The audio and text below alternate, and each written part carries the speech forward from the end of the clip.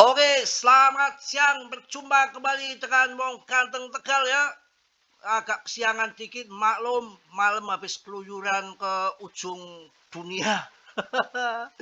Semangat kawan, mudah-mudahan puasa kalian puasa berkualitas yang penuh dengan keberkahan. Paling tidak saya doakan puasa kalian mudah-mudahan sebulan penuh kuat dan nanti bisa terlahir fitri kembali tanpa dosa, tanpa noda, bagaikan bayi yang baru terlahir dari rahim ibunya. Semangat, makin turun, makin kendor, makin longsor, makin gurih untuk diserok. Market turun, nggak usah takut karena di sini ada bandar, ada paus, welkewel, megalodon, market maker yang mengendalikan market. Market sejak adanya ETF sudah dikontrol mereka ya. Kacau puasa Mas Bro, ya saya kepleset kok ya. Nanti ditegur lagi. Mohon maaf yang sebesar-besarnya kalau kepleset itu kan namanya kepleset tuh ya terpelanting jatuh, masa kita dosa kan kagak, mau nggak sengaja padahal sengaja. Tapi kan beda canda sama nggak serius ya. Semangat kawan-kawan, makin turun makin longsor, tapi kalian tetap dior riset sendiri ya dalam dunia kripto. Berisiko tinggi, bisa cuan dadakan atau dower dadakan kayak bibirnya. Kita canda-canda ya. Semangat pokoknya melihat PP kayak gini kita akan bahas di sini ada beberapa hal yang penting. Ada indikator yang jarang orang ngelirik bahwa BTC nanti akan pump kembali sesuai data-data yang ada akan saya sampaikan untuk kalian. Kita berangkat dari market cap BTC dominan dulu ya. Yang mana 58,51 BTC-nya sebetulnya sudah mulai longsor ke bawah, tanda-tanda akan pendelongsoran. Ini kok kursornya nggak jalan nih, nggak mau turun ke bawah ki piye ki. Wah, kacau, ini kok nggak bisa jalan. Ya udahlah, kita tinggal mengenai BTCJ ini kemana ini, kenapa? Oke, kita lanjut saja masuk ke toko kripto. Ya, ini di sini sama. Oh, ini bisa. Toko kripto semakin turun semakin longsor, kita lihat sendiri di sini. Hijau, buy. Ini pada masuk. Mereka masuk, masa kita takut. Makin turun ke bawah begini, makin longsor, makin asik, makin diserok, makin gurih. Obral. Ini mental baja, mental kuat calon jutawir ataupun miliarder ketika turun begini masuk, bukan ketika lagi naik. Masuk, ketika turun jual lah, itu cepet Maybelline, cepet kere ya, nggak apa-apa, masih 0,06 0,04 saja bisa terbang menjadi 0,4 ya. Jangan dibilang Mas Bro ngibul, bohong. Yang namanya cryptocurrency naik turun dah hal yang kebiasaan, dah kerjaannya tiap hari begitu. Makanya kalau yang nggak kuat main cryptocurrency, mending main togel slot atau mau main randa gemblung. Bercanda kawan, kacau. Saya aja sering dibilang apa namanya bajingan, masa saya nggak boleh ngomong gemblung. Kacau ya. Aduh piye ya. Kita langsung lihat mana yang benar ini. Indikator bullish. 3 indikasi bullish untuk Bitcoin yang jarang orang disorot, yang jarang orang ngerti ya.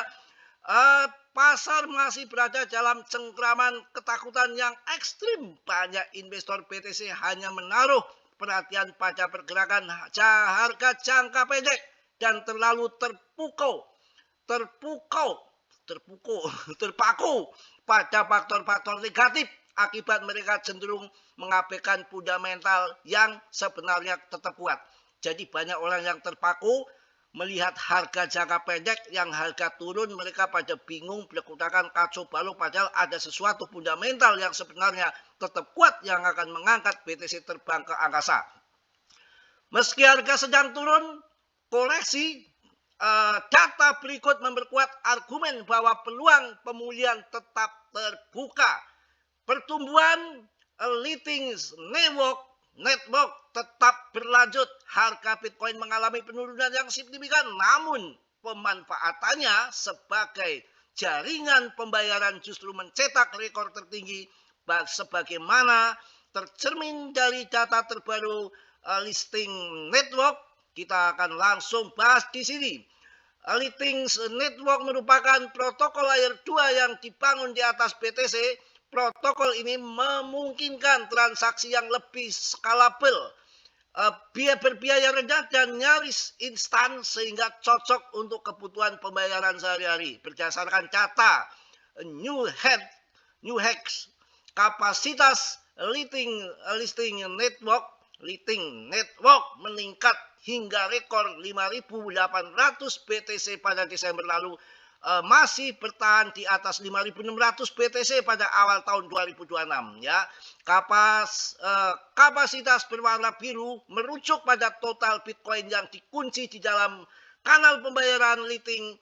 Agar jaringan ini berjalan, para partisipan perlu mengalokasikan BTC terlebih dahulu ke dalam kanal.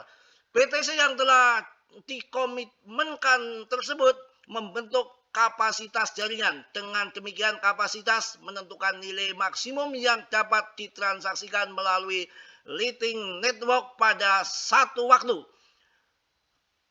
Kenaikan kapasitas umumnya menandakan perbaikan pada skalabilitas keadaan keandalan serta peningkatan adopsi pengguna. Selain itu, laporan terbaru dari Ripper menyebutkan bahwa listing network untuk pertama kalinya melampaui volume transaksi bulanan $1 miliar. Jaringan ini memproses 5,22 juta transaksi. Pertumbuhan tersebut menunjukkan bahwa pelaku bisnis dan exchange semakin memanfaatkan listing untuk memindahkan dana nyata. Bla bla bla bla bla bla ya. Pokoknya itulah yang mana ada pemulihan hash rate, mencerminkan kembalinya kepercayaan. Kedua, hash rate Bitcoin metrik penting yang mengukur total daya komputasi jaringan telah pulih ke level yang sebanding dengan September tahun lalu ketika BTC diperkirakan di atas $100.000. Pemulihan berbentuk V yang kuat pada Februari menunjukkan bahwa para penambang kembali beroperasi dengan keyakinan yang meningkat. Kondisi ini juga memperkuat keamanan serta ketahanan jaringan. Bla bla bla bla bla bla bla. Kalau saya bahas model-model yang rumit-rumit, bahasa-bahasa yang kelas bulan, kalian bingung doang, nggak ngerti apaan itu Mas Bro ngomong apa. Mending kita langsung masuk ke PP. PP masih oke. Kapitalisasi pasar masih di 26,7 triliun dengan holdernya yang tentunya tetap stabil meningkat dengan suplai peredaran maksimum. Semua masih kondisi utuh, aman dan tidak perlu kita ragu ataupun takut. Yang ragu takut mending keluar dari permainan kripto. Kripto hanya orang-orang yang kuat dan untuk berjangka panjang ya. PP berada di persimpangan kritis dengan dua jalur yang sangat berbeda di depan daily ya. Pokoknya saya yakin ke depan ya waktunya naik ya naik seperti ini. Kalau kita melihat daripada TA-nya ya kayak gini nih, nanti arah-arahnya ujung-ujungnya ke atas. Yang penting kita sabar saja menghadapi kondisi yang lagi blek-utakan, tetek bengek nggak karuan, nggak jelas seperti Mas Bro juga blek-utakan, sering keluyuran lagi. Pokoknya nikmati puasa dulu lah ya. Nanti habis lebaran baru kita garap lagi.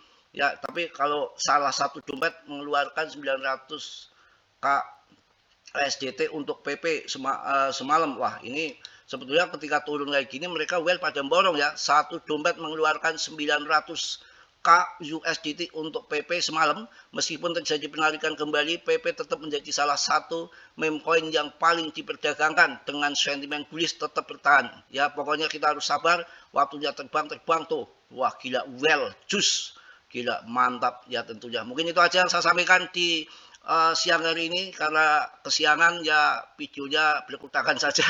Yang penting untuk membuat kalian semangat, yakin dalam dunia kripto naik turun udah hal yang biasa. Waktunya turun serok, waktunya naik jual ya. Tetap dior riset sendiri dalam dunia kripto, berisiko tinggi bisa cuan dadakan ataupun membeli mendadak ya. Risiko ditanggung masing-masing, kecuali Martin Miller dia mau nanggung nggak jadi soal ya. Itu aja mungkin. Salam dari Tegal Mas Bro. Wassalamualaikum warahmatullahi wabarakatuh. PP Maknyos.